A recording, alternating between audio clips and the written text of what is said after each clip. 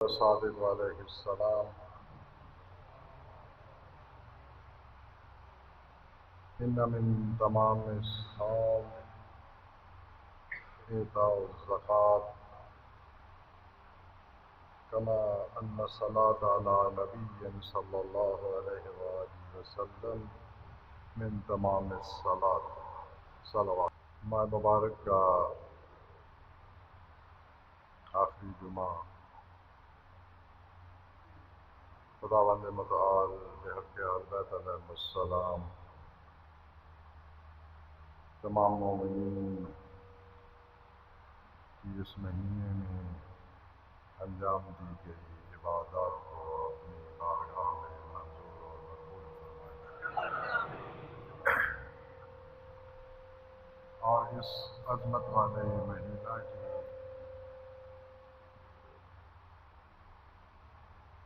احترام کی نسبت جو کوتاہیاں ہم سے ہوئی ہیں اور جو اس مہینہ کے حق کی ادائیگی کے سلسلہ میں ہم سے تقصیر واقع ہوئی ہے، بے نیاز خالق مالک ان سب کوتاہیوں سے درگزر فرمائے۔ امام صادق علیہ السلام کی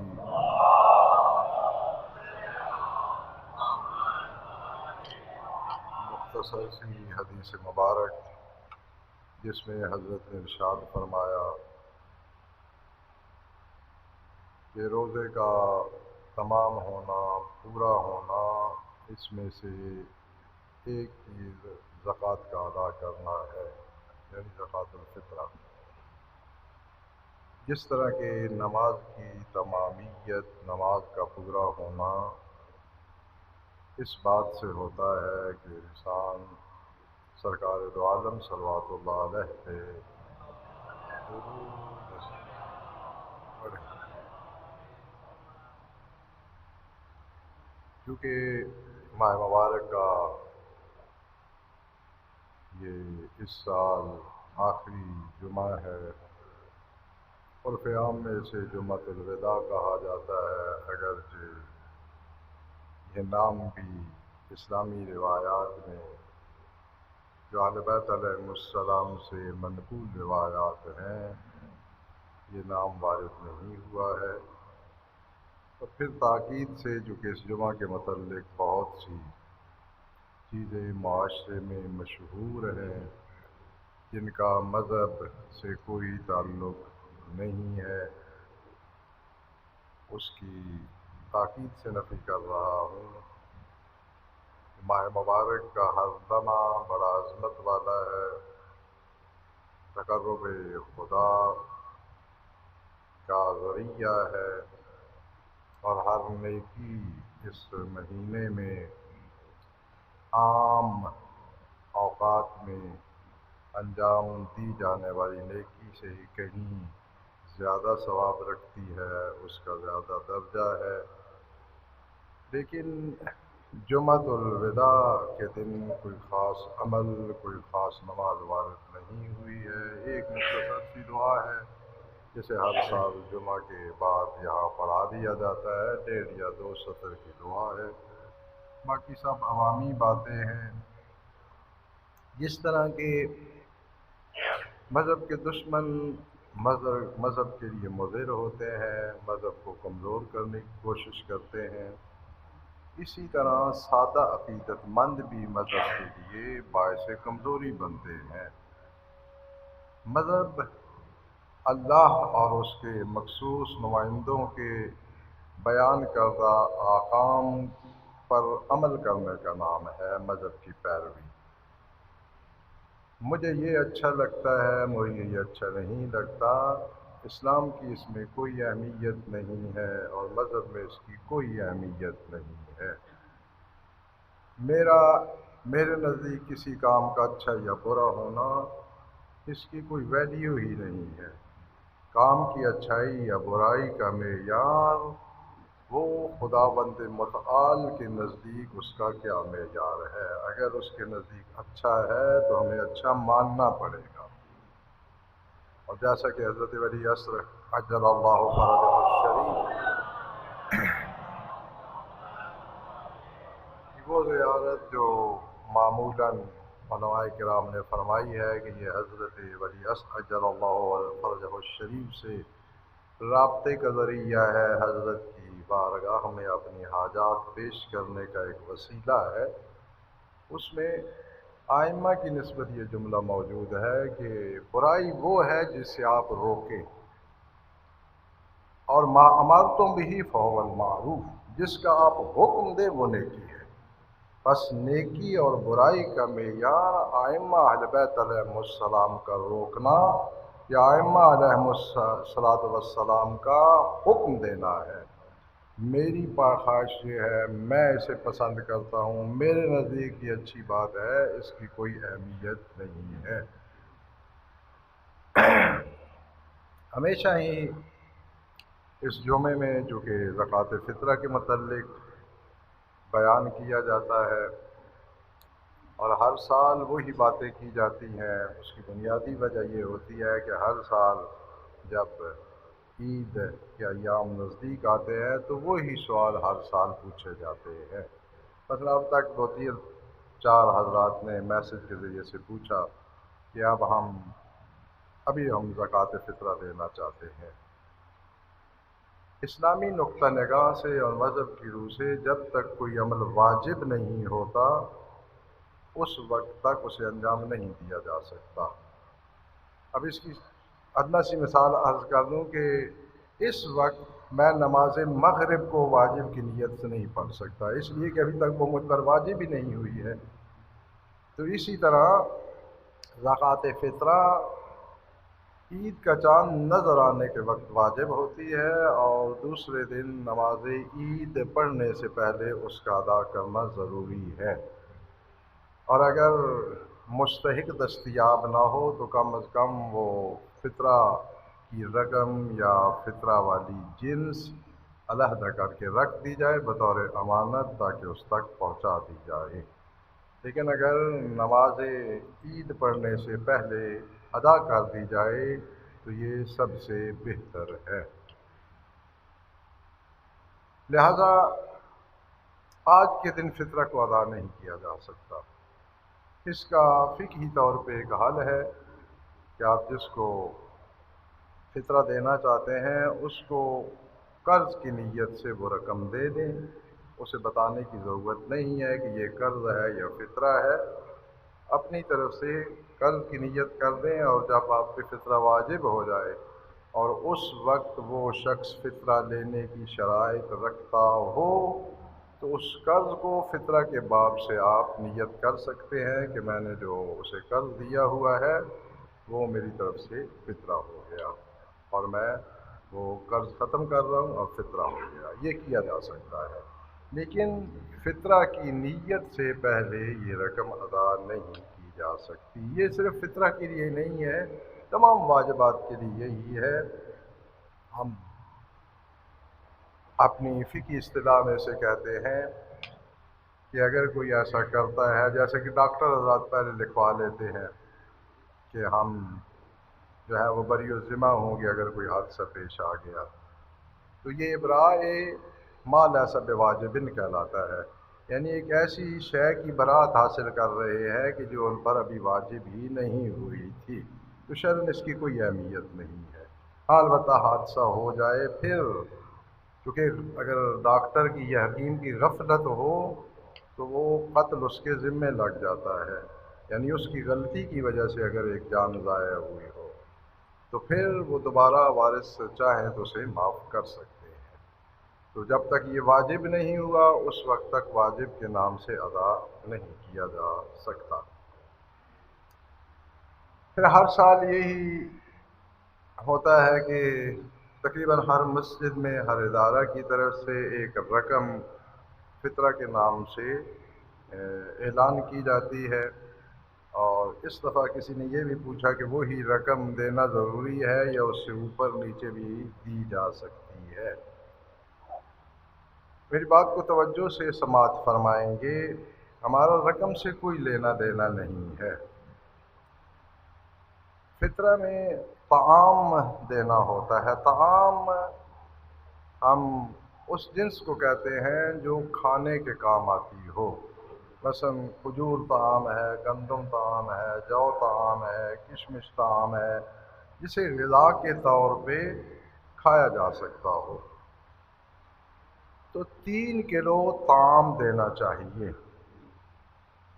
یعنی 3 کلو گندم دے سکتے ہیں، 3 کلو چاول دے سکتے ہیں، 3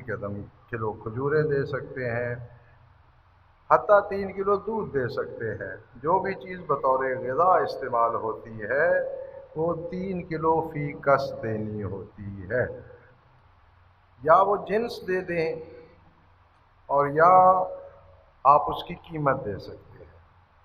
لیکن جب آپ قیمت دے رہے ہیں تو قیمت اسی دن کی دینی ہے جس دن فطرہ آپ پہ واجب ہوا ہے یا جب آپ ادا کر رہے ہیں۔ اس سے 2-4 دن پہلے کی قیمت کافی نہیں ہوگی۔ لہذا اس وجہ سے جو لوگ قیمت دینا چاہتے ہیں تو 3 کلو کی قیمت انہیں دینی ہے۔ اگر تو مسجد سے یا کسی ادارہ سے یا کسی شخص کی طرف سے بتائی گئی رقم مارکیٹ ریٹ کے مطابق ہو اور 3 کلو کی وہ قیمت بنتی ہو تو وہی دینی چاہیے، اور اگر ان سے غلطی ہو گئی ہے یا ان کی اطلاع ٹھیک نہیں تھی، مارکیٹ ریٹ کچھ اور تھا، انہوں نے کسی اور عدد کا اعلان کر دیا، تو آپ نے مارکیٹ ریٹ کے مطابق 3 کلو دینے ہیں۔ آٹے کی 3 کلو کی قیمت دے سکتے ہیں، گندم کی 3 کلو کی قیمت دے سکتے ہیں، چاہیں تو خود جنس بھی دے سکتے ہیں، لیکن ایک مستحق کو کم از کم ایک فطرہ دینا چاہیے۔ اور یہ بھی پہلے عرض کر چکا ہوں کہ کبھی بھی 2 جنسوں کا ملا کر ایک شخص کی نسبت فطرہ ادا نہیں کیا جا سکتا۔ مثلا 3 کلو میں نے دینا ہے، 1.5 کلو میں آٹا دے دیتا ہوں اور 1.5 کلو وہ چاول دے دیتا ہوں، یہ نہیں ہو سکتا۔ یعنی ایک شخص کی نسبت ایک ہی جنس کو رکھنا ہے، لیکن جن کا فطرہ ادا کیا جا رہا ہے اگر وہ متعدد اشخاص ہیں تو پھر یہ ہو سکتا ہے کہ کچھ اشخاص کی نسبت آپ ایک جنس کی قیمت ادا کر دیں اور کچھ اشخاص کی نسبت دوسری جنس میں سے لیں اور دوسری جنس کی قیمت ادا کر دیں، یہ ہو سکتا ہے۔ ایک شخص کی نسبت 2 جنسوں کو استعمال نہیں کیا جا سکتا۔ معمولاً فقہا کہتے ہیں کہ جو اس کی غالب خوراک ہو اس کے متعلق وہ دے سکتا ہے اس سے، لیکن یہ کوئی معیار نہیں ہے، چونکہ حدیث مبارکہ میں طعام کی بات کی گئی ہے۔ ایک سا طعام تو آپ کھاتے ہیں نہیں کھاتے اس سے اس کا کوئی جو ہے لین دین نہیں ہے، تعلق نہیں ہے۔ وہ اجناس جو بطور طعام استعمال ہوتی ہیں یعنی خوراک کے طور پر استعمال ہوتی ہیں، ان اجناس میں سے کسی جنس کی بھی آپ جنس کو بطور فطرہ دے سکتے ہیں، اور کوشش کی جائے کہ مستحق تک پہنچایا جائے۔ البتہ اہل ایمان کو ہی فطرہ دیا جا سکتا ہے چونکہ یہ واجبات میں سے ہے۔ بعض لوگ یہ بھی کہتے ہیں کہ جی گھر میں عیسائی ہے کام کرنے والا، اسے دے سکتے ہیں یا نہیں دے سکتے، صرف اہل ایمان کو فطرہ دیا جا سکتا ہے، جس طرح کہ زکوٰۃ بھی صرف اہل ایمان کو ہی دی جا سکتی ہے۔ اور ہر اس انسان کا فطرہ دینا ضروری ہوتا ہے، بھلا وہ ایک دن کا بچہ ہو کہ جس کی کفالت آپ کے ذمے ہے، یعنی جس کے آپ کفیل ہیں، اس کا فطرہ دینا ضروری ہوتا ہے۔ جب کسی میں شرائط ہوتی ہیں تو وہ اس کا فطرہ ادا کرے۔ اور ایک اور چیز جو ہر سال تذکر دیتا ہوں اور اس کے تذکر کی ضرورت بھی ہوتی ہے، ہمارے ہاں یہ نہیں ہوتا کہ ایک شخص زندہ ہو تو اس کی طرف سے کوئی واجب روزہ رکھ سکے۔ نیابتی روزہ نہیں رکھا جا سکتا زندگی میں، ہاں مرنے کے بعد نیابتی روزہ رکھا جا سکتا ہے۔ تو چونکہ اخبار پہ یہ خبریں چلتی ہیں، وہ نوابزادہ صاحب تھے تو ان کا ہمیشہ اخبار پہ آتا تھا کہ ان کے روزہ فلاں فلاں شخص رکھ رہا ہے، تو اس سے پھر ہمارے مومنی بھی متاثر ہو جاتے ہیں کہ ہم بھی روزے رکھوا رہے ہیں۔ نہیں کوئی نہیں رکھ سکتا، اس لیے کہ اگر وہ بالغ ہے تو اس ماہ مبارک میں کسی کا بھی وہ روزہ نہیں رکھ سکتا، خود اس کو اپنا روزہ رکھنا ضروری ہے۔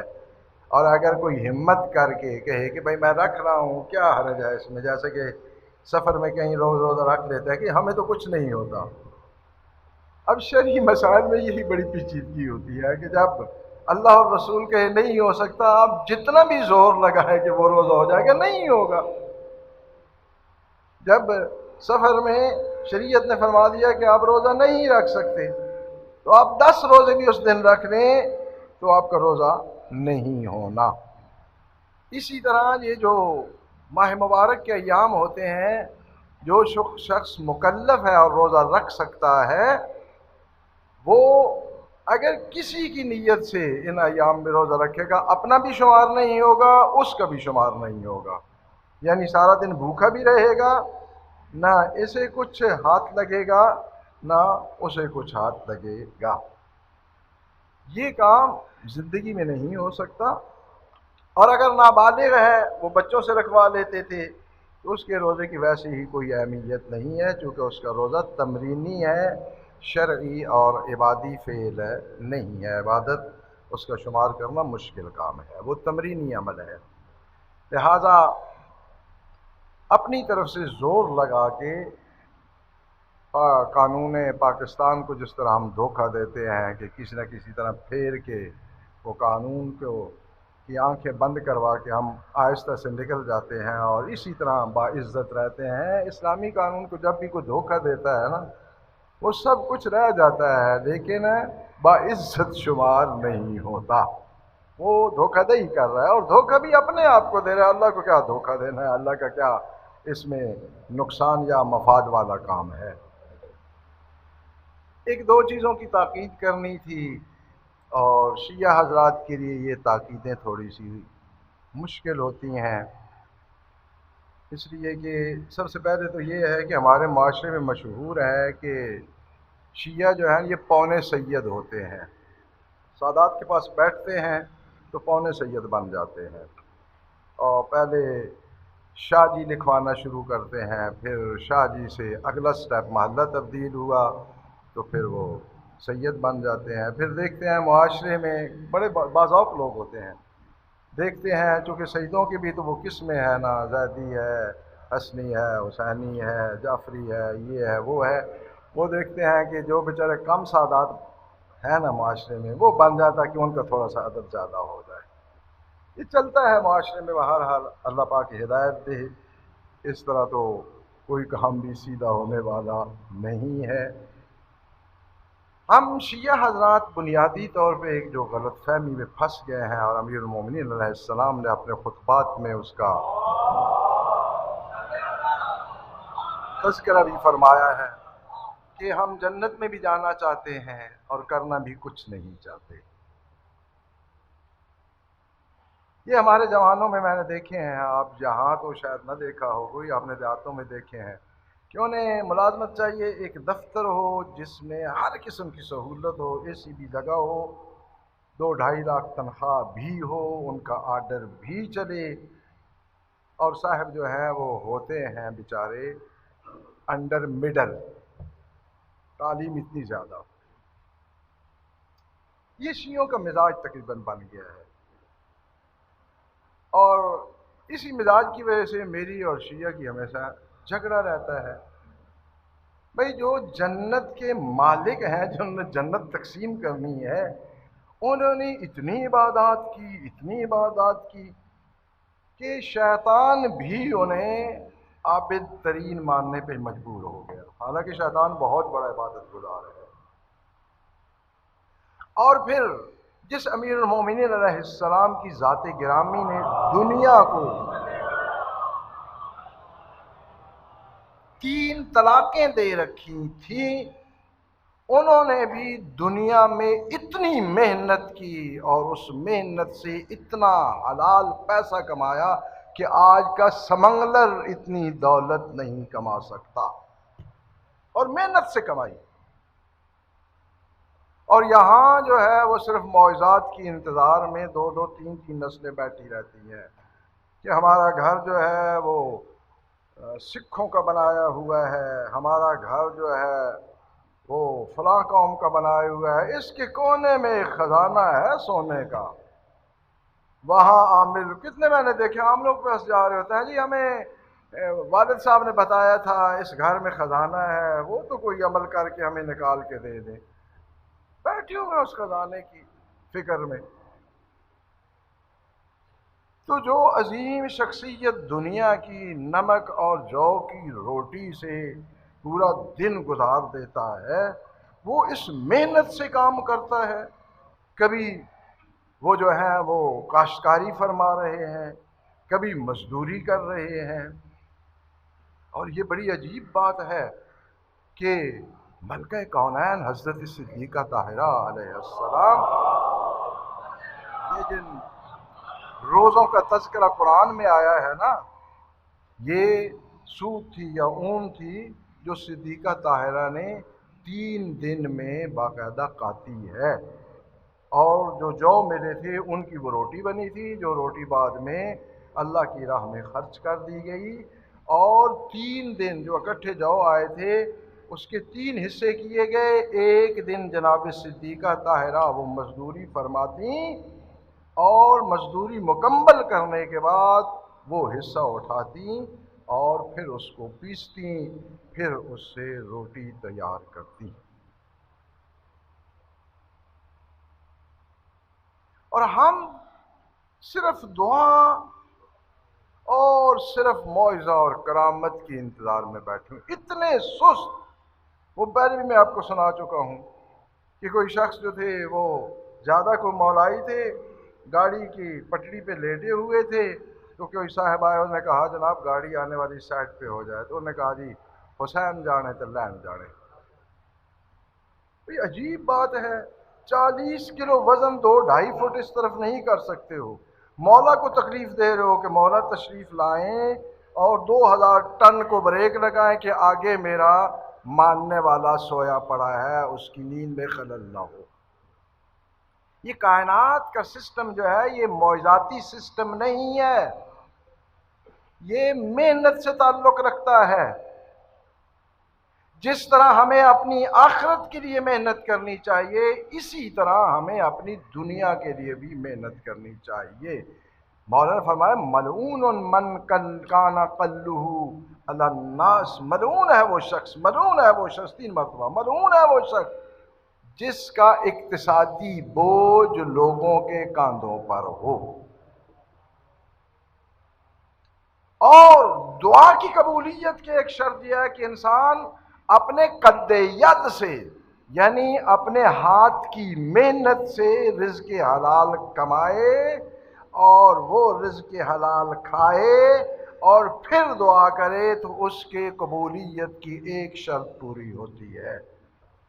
یہ لوگوں کی جیبیں بٹور بٹور کے خالی کر کے جو اللہ سے اپنی رشتہ داریاں بنائے بیٹھے ہوتے ہیں، اور بینکوں کے جو اکاؤنٹ ہوتے ہیں ان میں گنجائش ہی ان کے پاس نہیں ہوتی ہے کہ اب اور اس میں کچھ پیسہ ڈالا جائے، ان سے ہم جا کے دعائیں کرواتے ہیں، بھائی ان کی دعا یقین فرمائے قبول نہیں ہوتی۔ اپنے ہاتھ کی محنت سے کھانا ہے تو یہ دعا کی قبولیت کی ایک شرط ہے۔ مہربانی فرمائیں۔ یہاں یہ ہوتا ہے کہ اب کیا عرض کیا جائے، جوان اتنے بیکار ہیں کہ انہیں سوائے گپوں کے کوئی کام ہی نہیں آتا۔ اب یہ آ گیا ہے سوشل میڈیا کا یا سوشل میڈیا کا، وہ سارا دن اس پہ لگے ہوئے ہیں۔ بھائی جس طرح دیگر اقوام علوم کو حاصل کرنے کے لیے محنت کر رہی ہیں، صنعت کے لیے محنت کر رہی ہیں، دنیا کے کاموں کے لیے اپنی زندگی خرچ کر رہے ہیں، آپ کیوں نہیں کرتے؟ سارا سال، سارا دن بس گپوں میں لگے ہوئے ہیں۔ انسان کو اس زمین کی آباد کرنے کے لیے زمین پہ بھیجا گیا ہے، اور زمین کی آبادی ہونی ہے محنت سے۔ جس کا محنت سے کوئی تعلق نہیں ہے اس کا مذہب سے بھی کوئی تعلق نہیں ہے، اس لیے کہ جو مذہب کے راہبر ہیں وہ دنیا کو اہمیت نہیں دیتے تھے، دنیا سے نفرت کرتے تھے، پھر بھی ہم سے اور آپ سے اور ہمارے معاشرے سے زیادہ دنیاوی محنت کرتے تھے۔ اور دوسری بات جو عرض کرنی ہے، ہر سال کی طرح اس سال بھی انشاءاللہ پروگرام ہوگا، مجھے اطلاع ہو یا نہ ہو لیکن ہے، وہ ہے کہ شیعہ کا ایک امتیاز ہمیشہ ہے کہ ہمیں ظلم سے نفرت رہی ہے۔ ہمارے ہاں تو یہ اب سارے کام ختم ہو گئے نا، رشتہ داریاں آ گئیں، تعلقات آ گئے، سیاسی لنک آ گئے، آگے بڑھنے کے چور راستے آ گئے۔ ہم نے اگر کسی ظالم کو اپنا بڑا ماننا تھا یا اس کی حمایت کرنی تھی تو یہ 14 صدیاں مذہب کے نام پہ ہمیں اتنا خون دینے کی ہرگز ضرورت نہیں تھی۔ ہمارا ظلم کے خلاف اعلان جنگ ہے، اپنے گھر میں ہو رہا ہے اس کے خلاف بھی آپ جنگ کریں، اس کی بھی حمایت نہ کریں، اور اگر خدا نخواستہ خود ظلم کر بیٹھے ہو تو خود سے بھی نفرت کرو، اس لیے کہ ظلم کسی سے بھی ہو قابل برداشت نہیں ہے۔ پوری دنیا میں مسلمانوں پہ ظلم ہو رہے ہیں، اور مظلوم فلسطینیوں پہ ظلم کی اس تاریخ میں کوئی انتہا ہی نہیں ہے۔ جب چاہتے ہیں بطور کھیل کے، بطور جو ہے وہ انجوائے کرنے کے، کتنے ہی بچوں کو یتیم کر دیتے ہیں، کتنے ہی جوانوں کو لاشوں میں تبدیل کر دیتے ہیں۔ ہم انہیں پیسے نہیں دے سکتے، ان کے لیے فائرنگ نہیں کر سکتے، ان کے لیے بمباری نہیں کر سکتے، ان کے لیے ٹینک نہیں بھیج سکتے، تو یہ تو کر سکتے ہیں کہ ہم ظالموں کے خلاف نفرت کا اظہار کریں، اور یہ صرف سڑک پہ ہی نہیں کرنا ہے، دل میں اس نفرت کو بسا کے رکھنا ہے، اور یہی مذہب نے ہمیں تعلیم دی ہے۔ جب حضرت سید الشہداء کی ہم زیارت پڑھتے ہیں